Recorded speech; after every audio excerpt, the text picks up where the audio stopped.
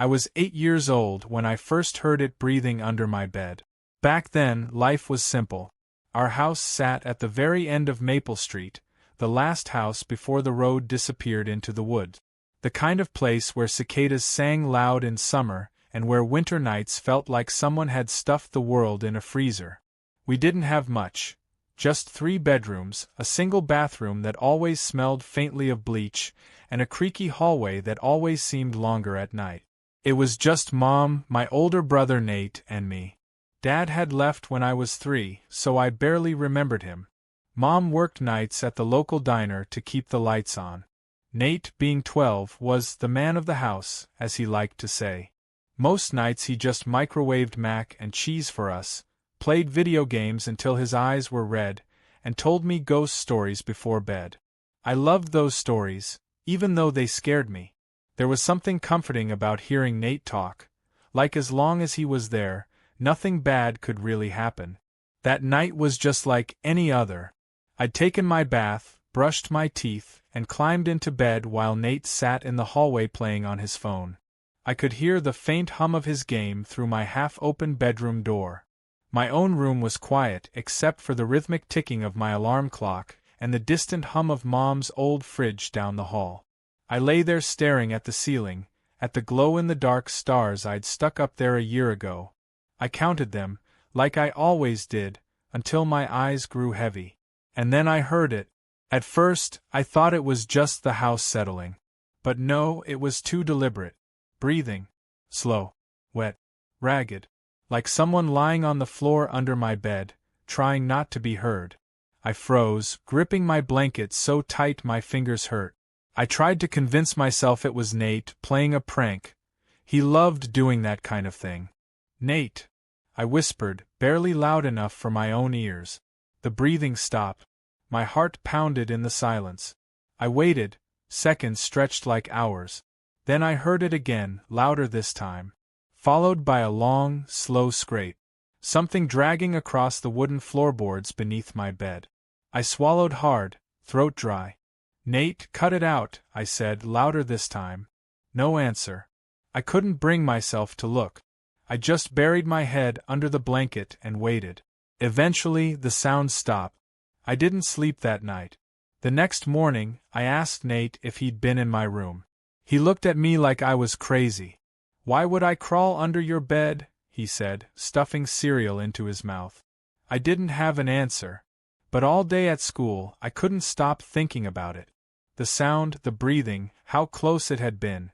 When night came, I asked Mom if I could sleep in her room. She was already tying her apron for work and looked exhausted. "Sweetie, you're too old for that," she said gently, kissing my head. "Just keep the nightlight on. You'll be fine." But when bedtime came, the nightlight didn't make me feel fine. It just made the shadows under the bed darker, deeper. I told myself I was imagining things, that there was nothing there. But when the house got quiet again, when Nate had gone to his room and Mom's car had pulled out of the driveway, I heard it again. Breathing. This time it was faster. And it sounded like it was smiling. I didn't tell Mom about the second night. If I told her, she'd just say I was imagining things, like she always did when I said I heard scratching in the walls or footsteps in the attic. But the truth was, I didn't think I was imagining anything. The breathing came back every night. Sometimes slow, sometimes fast, like whoever, or whatever, was under there was excited. By the third night, I'd stopped sleeping altogether. I started leaving my bedroom door open and stacking pillows against the bed frame so nothing could grab me.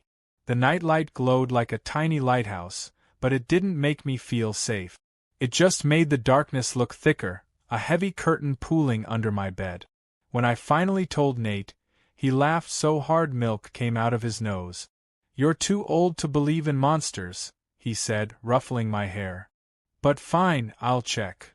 That night, Nate came into my room with a flashlight. He got down on his stomach, shined the light under my bed, and grinned. "See? Nothing." I wanted to believe him. But the thing never made a sound while he was there. It waited until later, when the house was quiet again, when my heartbeat slowed enough for sleep to finally take me. That's when I felt it. Not just heard it, felt it. Something tugged on my blanket. It was slow at first, like someone testing me, just pulling it an inch or two. I yanked it back and sat up in bed, shaking so hard my teeth chattered. The blanket moved again, sliding down toward the floor all on its own. That was when I screamed. Nate came running, barefoot and irritated. What is it? I pointed at the blanket on the floor, too terrified to speak. You kicked it off, dummy. He threw it back over me, shook his head, and went back to bed. But I hadn't kicked it off. I knew that with every cell in my body. Over the next week, the thing under my bed got bolder. The breathing turned into faint whispers. Not words I could understand, just a low hiss like someone trying to talk through broken teeth. I started sleeping with my pillow over my head just to block it out, but sometimes I swore I could hear my own name. Lily. I didn't want to look. I didn't want to know what was under there. But on the 6th night, I had no choice. I woke up cold. My blanket was gone again, completely gone. Heart hammering, I crouched down, peering over the side of the bed. It was pitch black under there. Too dark. I grabbed my flashlight from the nightstand, clicked it on, and pointed it under the bed. The beam didn't seem to penetrate the darkness, like it was being swallowed whole. And then something moved. A hand. Thin, pale, with 2 long fingers that dragged against the wooden floorboards. I dropped the flashlight and stumbled backward, slamming my back against the wall. The hand disappeared, and the whispers turned into laughter. A horrible, wheezing giggle that made my stomach twist. I ran into Nate's room and shook him awake. There's something under my bed, I cried. He groaned and rolled over. You're just dreaming. Go to sleep. No. I saw it. Please, Nate. He sat up, rubbing his eyes, then sighed. Fine. We both went back to my room. Nate crouched down, grumbling, and shined his phone light under the bed. Nothing. Just dust and socks. You're losing it, he muttered. Go to sleep before Mom grounds you for waking me up again. I wanted to argue, but my throat felt too tight. Nate left, and I was alone again. The second he closed his door, the laughter started again. This time I heard a voice. Clear. Sharp. Trade places. By the 7th night, I was sure I was going insane. I refused to sleep in my room. I tried sleeping on the couch, but Mom got mad, said I was acting out. When she tucked me in that night, I begged her to let me keep the light on. Okay, she said, kissing my forehead. But only tonight. I waited until she left before I crawled out of bed and grabbed Nate's old baseball bat from the hall closet. I didn't know what I was going to do. But I knew I couldn't just wait anymore. If something was under my bed, I had to see it. Even if it killed me. That night, I didn't even try to sleep. I sat on the edge of my bed, bat in hand, every muscle in my body trembling. The nightlight cast a weak glow across the room, but the shadows under my bed looked darker than ever, a thick, black strip of nothingness. The house was dead quiet. Nate's door was shut. Mom's car was gone. I could hear my own heart beating like a drum. And then it started. The breathing. Slow, heavy. Closer than ever. I gripped the bat so tightly my knuckles turned white. The breathing turned into laughter. A slow, rasping giggle that made the hair on my arms stand on end. And then a whisper. Trade places. Something shifted under my bed. The blanket began to move. Not yanked this time, but gently, like invisible fingers were stroking it. I raised the bat and crouched low, forcing myself to move closer, inch by inch, until I was staring into that darkness. My heart told me to run, but my legs wouldn't listen. I grabbed the edge of the blanket and yanked it back. And I saw it. 2 hands. Long, bony, almost skeletal, with claws that scraped against the wood. Its skin was the color of spoiled milk. Then came the face. It slid forward like a nightmare crawling out of a hole. Its head was too long, too narrow, with a grin that split its face from ear to ear. There were no eyes, just 2 deep, black pits.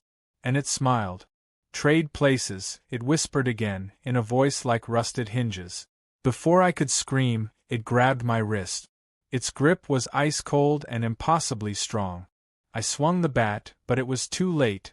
It yanked hard, pulling me halfway under the bed in one brutal motion. My head slammed against the floor as I clawed at the wooden frame, screaming for Nate. Its laughter filled the room, high and sharp, like glass shattering inside my skull. I kicked and thrashed, managing to free one arm, and grabbed the bed frame. My fingernails tore against the wood as it pulled harder, its claws digging into my skin. And then, boom! The door slammed open. Nate was there, hair sticking up, eyes wide with terror. He grabbed my legs and pulled with everything he had. The thing hissed, its grip tightening, its grin stretching wider. For a moment I thought I was going to lose, that I was going to be dragged all the way under and never come back. But Nate didn't let go. He yanked so hard that I came flying out from under the bed, landing hard against the wall. The thing's hand shot back into the darkness, retreating as fast as it had come. And then, silence. The room was still. Only the sound of my sobbing and Nate's heavy breathing filled the air. He flicked on the overhead light. There was nothing under the bed. No creature. No claws. No hands. Just the blanket shredded to pieces. Nate didn't laugh this time. He didn't tell me it was just a dream. He just stood there, staring at the floor, pale and shaking. "Get your stuff," he said finally. "You're sleeping in my room." I didn't argue. We slept with the lights on that night, both of us too scared to close our eyes. But I could still hear it. Faint. Soft. Like a promise. Breathing. Under the bed. I never slept in that room again. That night changed everything. Mom thought I was just traumatized by a nightmare, but Nate didn't argue with me anymore. He didn't tease me about monsters or call me a baby. In fact, he moved his own bed into the living room for a week until Mom forced him back into his room. But I refused. I slept on the couch for the rest of the year. Even when Mom tried bribing me with new sheets and a glow-in-the-dark comforter, I wouldn't step foot back into that room after dark. Whenever I did, even in daylight, I swore I could still feel it. That heavy air. That waiting silence. And sometimes, if I stood very still, I could hear the faintest sound. Breathing. Years passed. We eventually moved out of that house when I was 15. Mom had saved enough money for a better place in town, one without creaky floors and drafty hallways. I didn't think about the thing under the bed much anymore. I told myself I'd been a scared kid with an overactive imagination. Except Nate never forgot. Sometimes, late at night, I'd catch him staring at the floor with that same pale, haunted look from years ago. "Do you remember?" I asked him once. He nodded, jaw tight. "I didn't see it," he said quietly. "But I felt it. Something was holding on to you. Hard." He wouldn't say anything else. When I was 21, Mom sold the old house. The new owners gutted it. Knocked down walls, ripped up carpets, turned my old bedroom into a home office. Months later, I got a call from the new owner. She sounded nervous. "I don't want to freak you out," she said, "but we found something while renovating. You might want to see it." Curiosity outweighed dread, so Nate and I drove out there the next day. The house looked smaller somehow. Less threatening. But when we stepped into my old room, I froze. The carpet had been ripped up, leaving bare wooden floorboards. And carved deep into the wood, right beneath where my bed used to sit, were dozens, no, hundreds of long, deep claw marks. They weren't random. They formed words. Nate crouched down and traced one with his finger. His face went white. They spelled, "Trade places." We left in silence. That night, I had my first nightmare in years. I was back in that room, lying on the bed. I could hear it again, breathing beneath me, so close I could feel the air on my skin. When I woke up, I was on the floor. And my blanket, the one I'd fallen asleep under, was gone. I found it in the morning, shoved under the bed. But here's the thing, I don't have a bed with space underneath. Closing image and lesson. You can grow up. You can move away. You can tell yourself you don't believe in monsters anymore. But some things never leave. Some things wait. And maybe, just maybe, someday I won't be strong enough to hold on when it pulls again.